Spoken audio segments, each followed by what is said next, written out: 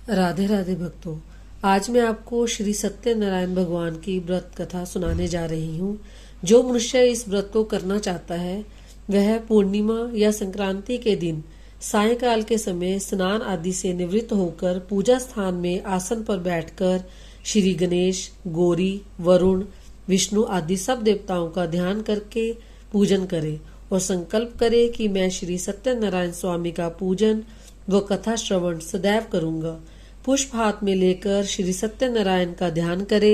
यज्ञोपवीत पुष्प नैवेद्य आदि से युक्त होकर स्तुति करे, हे भगवान, मैंने श्रद्धा पूर्वक फल जल आदि सब सामग्री आपके अर्पण की है, इसे स्वीकार करे। आपदाओं से मेरी रक्षा करे। मेरा आपको बारंबार नमस्कार है। इसके बाद श्री सत्यनारायण भगवान की कथा पढ़े अथवा श्रवण करें। श्री सत्यनारायण भगवान की व्रत कथा। पहला अध्याय। एक समय नैमिषारण्य तीर्थ में शौनिक आदि 88,000 ऋषियों ने श्री सूत जी से पूछा, हे प्रभु, इस कलयुग में वेद विद्या रहित मनुष्यों को प्रभु भक्ति किस प्रकार मिलेगी तथा उनका उद्धार कैसे होगा? हे मुनि श्रेष्ठ, कोई ऐसा तप कहिए जिसमें थोड़े समय में पुण्य प्राप्त हो तथा मनवांछित फल भी मिले। वह कथा सुनने की हमारी प्रबल इच्छा है। सर्वशास्त्र ज्ञाता श्री सूत जी बोले, हे वैष्णव में पूज्य, आप सबने प्राणियों के हित की बात पूछी है।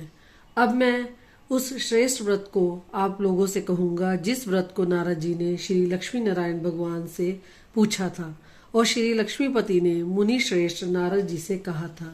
ये कथा ध्यान से सुनो। एक समय योगीराज नारद जी दूसरों के हित की इच्छा से अनेक लोकों में घूमते हुए मृत्यु लोक में आ पहुंचे। यहाँ अनेक योनियों में जन्मे हुए प्राय सभी मनुष्यों को अपने कर्मों द्वारा अनेक दुखों से पीड़ित देखकर विचार करने लगे कि किस यत्न के करने से निश्चय ही मानवों के दुखों का नाश हो सकेगा। ऐसा मन में सोचकर भगवान नारद विष्णु लोक को गए। वहां श्वेत वर्ण और 4 भुजाओं वाले देवों के ईश नारायण का, जिनके हाथों में शंख, चक्र, गदा और पद्म थे तथा वरमाला पहने हुए थे, देखकर स्तुति करने लगे, हे भगवान, आप अत्यंत शक्ति से संपन्न हैं। मन तथा वाणी भी आपको नहीं पा सकती। आपका आदि मध्य अंत नहीं है।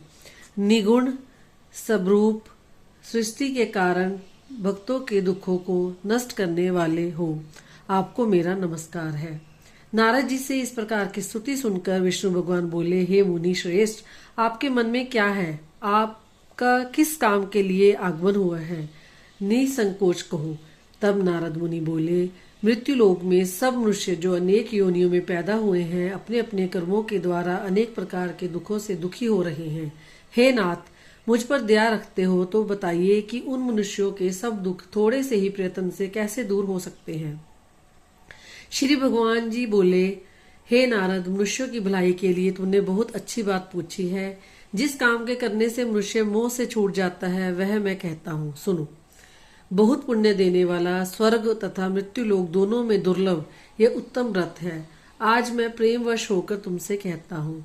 श्री सत्यनारायण भगवान का यह व्रत अच्छी तरह विधान पूर्वक संपन्न करके मनुष्य तुरंत ही यहाँ सुख भोग कर मरने पर मोक्ष को प्राप्त होता है। श्री भगवान के वचन सुनकर नारद मुनि बोले कि उस व्रत का फल क्या है, क्या विधान है, किसने यह व्रत किया है और किस दिन यह व्रत करना चाहिए? हे भगवान, मुझसे विस्तार से कहो।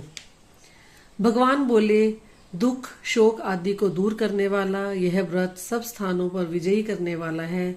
भक्ति और श्रद्धा के साथ किसी भी दिन मनुष्य श्री सत्यनारायण की शाम के समय ब्राह्मणों और बंधुओं के साथ धर्म परायण होकर पूजा करे। भक्ति भाव से नैवेद्य, केले का फल, घी, दूध और गेहूं का चूर्ण सवाया लेवे। गेहूं के अभाव में साठी का चूर्ण, शक्कर अथवा गुड़ ले तथा भक्ति भाव से भगवान को अर्पण करे। बंधु बांधवों सहित ब्राह्मणों को भोजन करावे, पश्चात स्वयं भोजन करे। रात्रि में नित्य गीत आदि का आयोजन कर श्री सत्यनारायण भगवान का स्मरण करता हुआ समय व्यतीत करे। इस तरह व्रत करने पर मनुष्य की इच्छा निश्चय ही पूरी होती है। विशेषकर कली काल में मृत्यु लोक पर यही मोक्ष का सरल उपाय है। दूसरा अध्याय। सूत जी बोले, हे ऋषियों, जिसने पहले समय में इस व्रत को किया है उसका इतिहास कहता हूँ, ध्यान से सुनो। सुंदर काशीपुरी नगरी में एक अत्यंत निर्धन ब्राह्मण रहता था।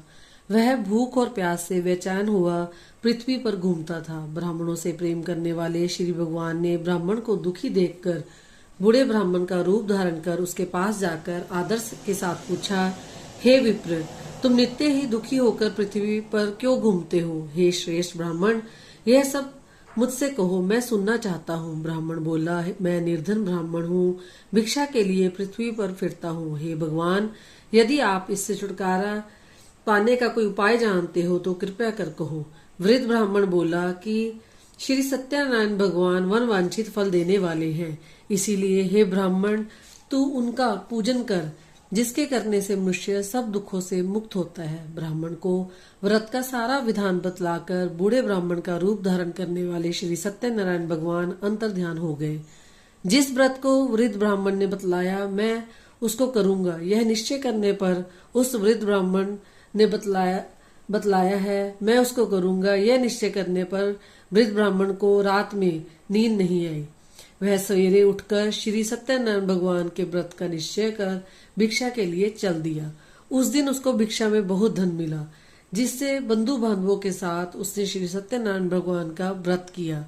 इसके करने से वह विप्र सब दुखों से छूटकर अनेक प्रकार की संपत्तियों से युक्त हुआ। उस समय से वह विप्र हर मास व्रत करने लगा। इस तरह सत्यनारायण भगवान के व्रत को जो करेगा वह सब पापों से छूटकर मोक्ष को प्राप्त होगा। आगे जो पृथ्वी पर सत्यनारायण भगवान का व्रत करेगा वह मनुष्य सब दुखों से छूट जाएगा। इस तरह नारद जी से नारायण का कहा हुआ यह व्रत मैंने तुमसे कहा है। हे विप्रो, मैं अब और क्या कहूँ? ऋषि बोले, हे मुनीश्वर, संसार में इस विप्र से सुनकर किस किस ने इस व्रत को किया, हम सब सुनना चाहते हैं। इसके लिए हमारे मन में श्रद्धा है। सूत जी बोले, हे मुनियों, जिस जिसने इस व्रत को किया है वह सब सुनो। एक समय यह वृद्ध ब्राह्मण धन और ऐश्वर्य के अनुसार बंधु बांधवों के साथ व्रत करने को तैयार हुआ। उसी समय एक लकड़ी बेचने वाला बूढ़ा आदमी आया और बाहर लकड़ियों को देखकर विप्र के मकान में गया। प्यास से दुखी लकड़हारा उनको व्रत करते देखकर विप्र को नमस्कार कर कहने लगा कि आप ये किसका पूजन कर रहे हैं और इस व्रत को करने से क्या फल मिलता है, कृपया करके मुझसे कहो। ब्राह्मण ने कहा, सब मनोकामनाओं को पूरा करने वाला यह श्री सत्यनारायण भगवान का व्रत है। इनकी ही कृपा से मेरे यहाँ धन धान्य आदि की वृद्धि हुई है। विप्र से इस व्रत के बारे में जानकर लकड़हारा बहुत प्रसन्न हुआ। भगवान का चरणामृत ले और भोजन करने के बाद अपने घर को गया। लकड़हारे ने अपने मन में इस प्रकार का संकल्प किया कि आज ग्राम में लकड़ी बेचने से जो धन मिलेगा उसी से सत्यनारायण देव का उत्तम व्रत करूंगा। यह मन में विचार कर वह बूढ़ा आदमी लकड़ियां अपने सिर पर रखकर जिस नगर में धनवान लोग रहते थे वह ऐसे सुंदर नगर में गया। उस रोज वहां पर उसे उन लकड़ियों का दाम पहले दिनों से चौगुना मिला। तब वह बूढ़ा लकड़हारा दाम ले और अति प्रसन्न होकर पके केले की फली, शक्कर, घी, दूध, दही और गेहूं का चूर्ण इत्यादि श्री सत्यनारायण भगवान के व्रत की कुल सामग्रियों को लेकर अपने घर गया। फिर उसने अपने भाइयों को बुलाकर विधि के साथ भगवान जी का पूजन और व्रत किया। उस व्रत के प्रभाव से वह बूढ़ा लकड़हारा धन, पुत्र आदि से युक्त हुआ और संसार के समस्त सुख भोग कर बैकुंठ को चला गया। तीसरा अध्याय। सूत जी बोले, हे श्रेष्ठ मुनियों, अब आगे की कथा कहता हूँ, सुनो। पहले समय में उल्का मुख नाम का एक बुद्धिमान राजा था। वह सत्यवक्ता और जितेंद्रिय था। प्रतिदिन देव स्थानों पर जाता तथा गरीबों को धन देकर उनके कष्ट दूर करता था। उसकी पत्नी कमल के समान मुख वाली और सती साध्वी थी। भद्रशिला नदी के तट पर उन दोनों ने श्री सत्यनारायण भगवान का व्रत किया।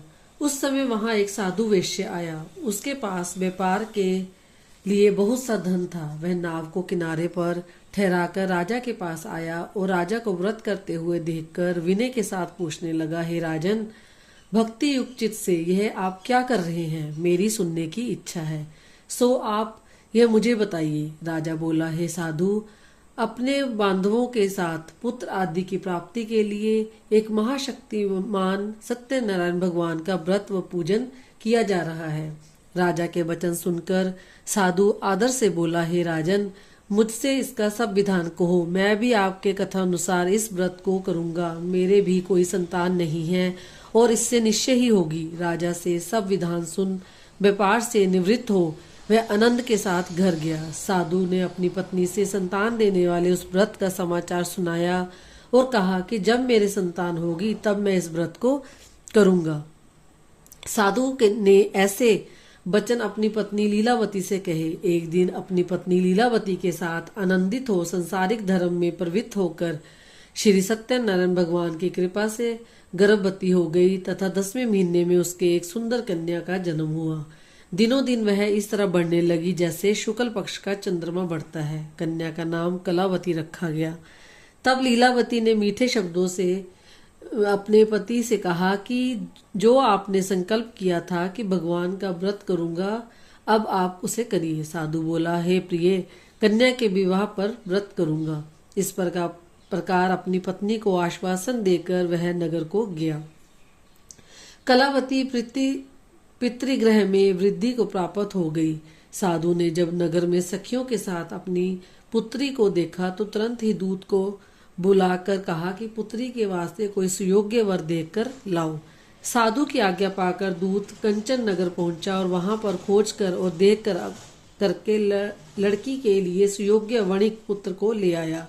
उस सुयोग्य लड़के को देखकर साधु ने अपने बंधु बांधवों सहित प्रसन्नचित्त अपनी पुत्री का विवाह उसके साथ कर दिया, किंतु दुर्भाग्यवश विवाह के समय भी उस व्रत को करना भूल गया। तब श्री भगवान क्रोधित हो गए और श्राप दिया कि तुम्हें दारुण दुख प्राप्त होगा। अपने कार्य में कुशल साधु बनिया जमाता सहित नावों को लेकर व्यापार करने के लिए समुद्र के समीप स्थित रतनसापुर नगर में गया और वहां दोनों ससुर जवाई चंद्रकेतु राजा के उस नगर में व्यापार करने लगे। एक दिन भगवान सत्यनारायण की माया से प्रेरित कोई चोर राजा का धन चुराकर भागा जा रहा था, किंतु राजा के दूतों को आता देखकर चोर ने घबराकर भागते हुए राजा के धन को वही नाव में चुपचाप रख दिया जहां वो ससुर जमाई ठहरे हुए थे तथा चोर भाग गए। जब दूतों ने उस साधु वैश्य के पास राजा के धन को देखा तो दोनों को बांधकर ले गए और प्रसन्नता से दौड़ते हुए राजा के समीप जाकर बोले, यह 2 चोर हम पकड़कर लाए हैं, देखकर आज्ञा दे। तब राजा की आज्ञा से उनको कठिन कारावास में डाल दिया गया तथा उनका धन छीन लिया। सत्यनारायण भगवान के श्राप द्वारा उनकी पत्नी भी घर पर बहुत दुखी हुई और घर पर जो धन रखा था चोर चुरा कर ले गए।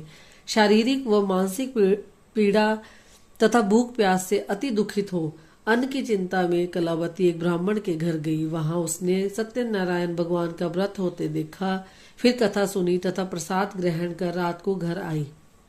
माता ने कलावती से कहा, हे पुत्री, अब तक कहाँ रही, वह तेरे मन में क्या है? कलावती बोली, हे माता, मैंने एक ब्राह्मण के घर श्री सत्यनारायण भगवान का व्रत देखा। कन्या के वचन सुनकर लीलावती भगवान के पूजन की तैयारी करने लगी। लीलावती ने परिवार और बंधुओं सहित श्री सत्यनारायण भगवान का पूजन किया और वर मांगा कि मेरे पति और दामाद शीघ्र आ जावे।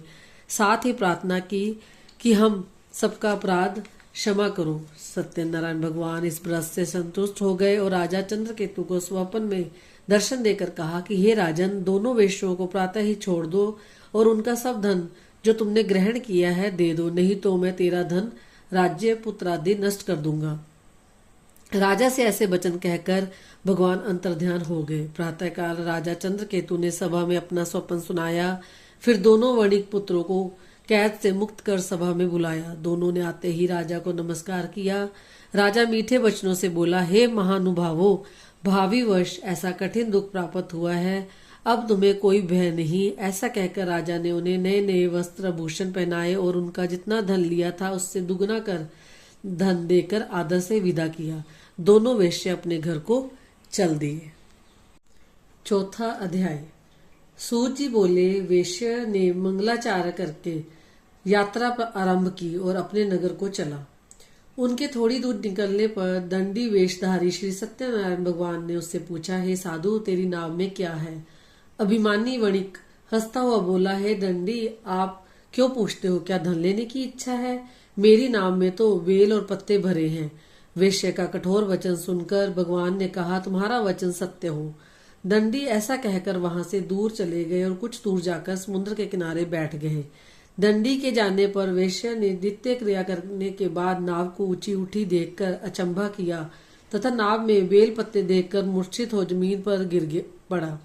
फिर मूर्छा खुलने पर अत्यंत शोक प्रकट करने लगा। तब उसका दामाद बोला कि आप शोक न करें, यह दंडी का श्राप है, अतः उनकी शरण में चलना चाहिए, तभी हमारी मनोकामना पूरी होगी। दामाद के वचन सुनकर दंडी के पास पहुंचा और अत्यंत भक्ति भाव से नमस्कार करके बोला, मैंने जो आपसे असत्य वचन कहे थे उनको क्षमा करो। ऐसा कहकर महान शोकातुर हो रोने लगा। तब दंडी भगवान बोले, हे वणिक पुत्र, मेरी आज्ञा से बार बार तुम्हें दुख प्राप्त हुआ है, तू मेरी पूजा से विमुख हुआ।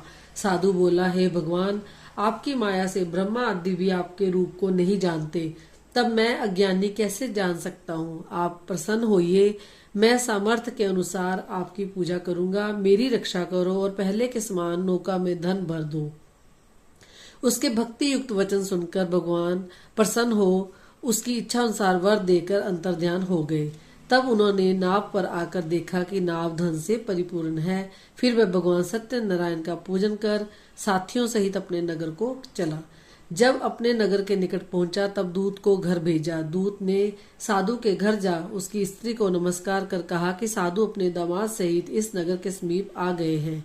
लीलावती और कलावती उस समय भगवान का पूजन कर रही थी। ऐसा वचन सुन साधु की स्त्री ने बड़े हर्ष के साथ सत्यदेव का पूजन कर पुत्री से कहा, मैं अपने पति के दर्शन को जाती हूँ, तू कार्य पूर्ण कर शीघ्र आ जाना। परंतु कलावती व्रत एवं प्रसाद छोड़कर पति के पास चली गई। प्रसाद की अवज्ञा के कारण सत्यदेव ने रुष्ट हो उसके पति को नाव सहित पानी में डुबो दिया। कलावती अपने पति को ना देखकर रोती हुई जमीन पर गिर गई।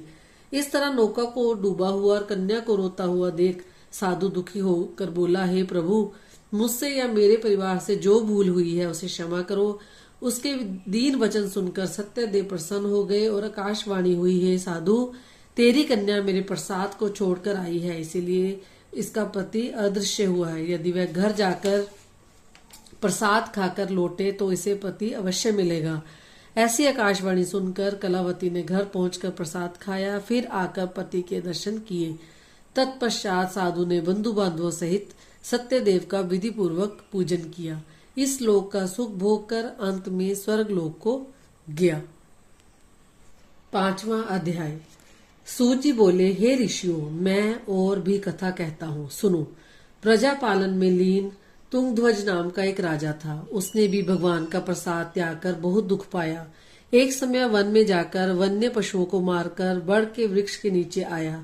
वहां उसने ग्वालों को भक्ति भाव से बांधवों सहित श्री सत्यनारायण जी का पूजन करते हुए देखा। राजा देखकर भी अभिमानवश वहां नहीं गया और न नमस्कार ही किया। जब ग्वालों ने भगवान का प्रसाद उसके सामने रखा तो वह प्रसाद त्याग कर अपनी नगरी को चला गया।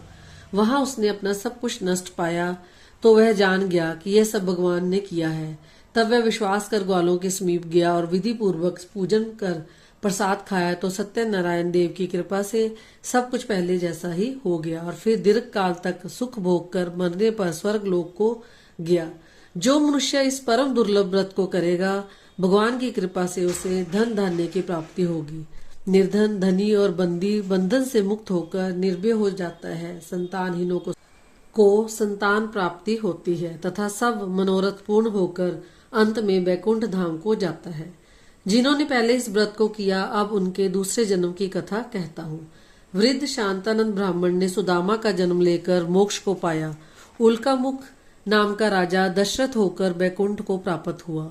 साधु नाम के वेश्य ने मोर ध्वज बनकर अपने पुत्र को आरे से चीरकर मोक्ष को प्राप्त किया। महाराज तुंगध्वज ने स्वयं भू होकर भगवान में भक्ति युक्त कर्म कर मोक्ष को प्राप्त किया। राधे राधे भक्तों, तो इस प्रकार श्री सत्यनारायण व्रत कथा जो 5 अध्यायों में विभाजित है वो संपूर्ण हुई। मैं आशा करती हूँ कि आपको ये कथा अच्छी लगी होगी। अगर ये कथा आपको पसंद आए तो आप चैनल को सब्सक्राइब कीजिए और कथा को शेयर कीजिए और लाइक कीजिए।